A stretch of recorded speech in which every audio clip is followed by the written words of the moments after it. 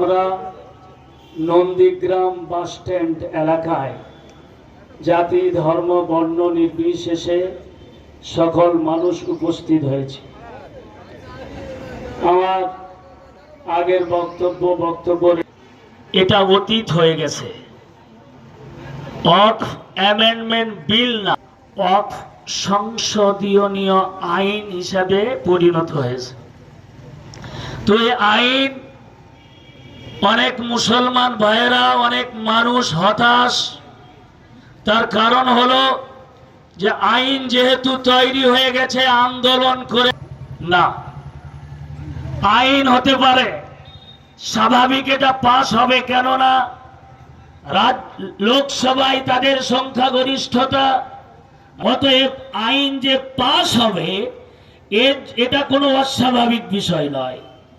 অস্বাভাবিক বিষয় সেই দিন ঘটবে যেই দিন এই আইনটা প্রত্যাহার করতে নরেন্দ্র মোদীর সরকার বাধ্য হবে।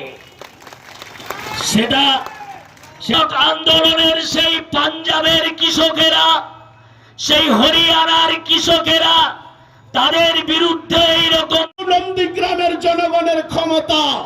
আমি নন্দীগ্রামের জনগণকে বলতে চাই, এইটা ভারতবর্ষের বিজেপি ফ্যাসিস্ট সরকারের বিরুদ্ধে আন্দোলন। এটা কোনো অমুসলমান, কোনো হিন্দু ভাইয়ের বিরুদ্ধে আন্দোলন নয়। কারণ এইটা হলো আমার পবিত্র সংবিধানে আঘাত এসেছে। কাজেই স্বাধীনতা যুদ্ধ যেই রকম আমরা হাতে হাত মিলে, কাঁধে কাঁধ মিলে হিন্দু মুসলিম সবাই ঐক্যবদ্ধভাবে লড়াই করেছি, এই লড়াই আমরা আগামী দিনেও করব। বাতিল সে দবনে ওয়ালে আসমান नहीं हम सौ पर कर चुका है इम्तिहा हमारी। আমরা তো ওই জাতি, টাইগ্রিস নদীর উত্তাল তরঙ্গমালার ভেতর দিয়ে আমরা যেখানে ঘোড়া চালিয়ে দিয়েছি, আমরা আফ্রিকা।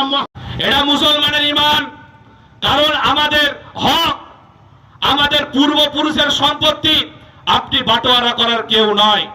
আপনার যদি সংখ্যালঘু সম্প্রদায়ের প্রতি এত দয়া থাকে তাহলে আপনি কর্মসংস্থান বৃদ্ধি করেন।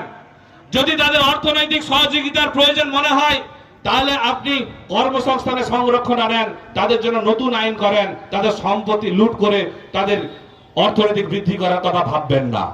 এটা আপনাদেরকে মাস্কা লাগানো হচ্ছে। মুসলমান সমাজকে কুলসিত করে, তাদের অর্থনীতিকে দুর্বল করে আগামীতে তাদের মসজিদ মাদ্রাসাগুলোকে ভেঙে দেওয়ার পরিকল্পনা করা হয়েছে সুপরিকল্পিতভাবে। আমরা মানছি না, কারণ এটা আমাদের অধিকার। এই অধিকার ক্ষুণ্ণ হতে আমরা কেউ দেব না।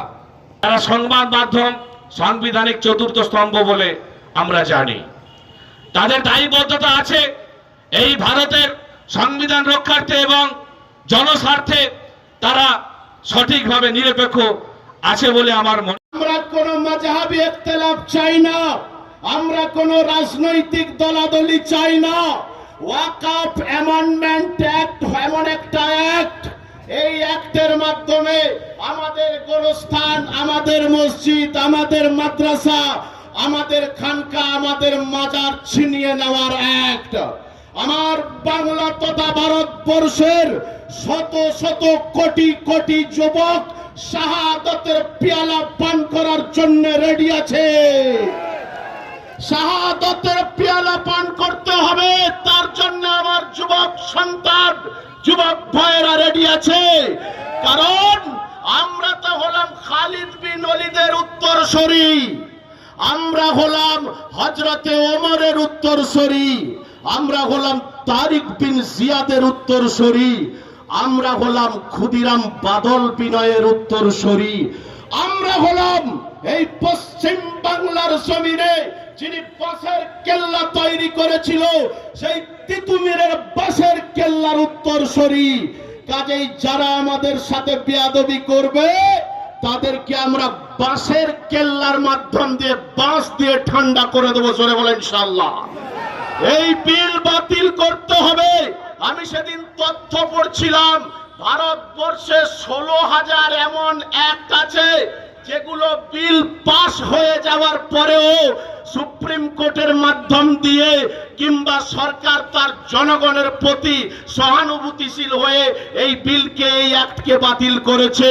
যেই রকম 2% শিখ যদি তার আন্দোলন করে যদি কৃষক বিল বাতিল করতে পারে, আমরা সারা ভারতবর্ষে 18%-এরও বেশি আমরা কেন পারবো না? পারবো?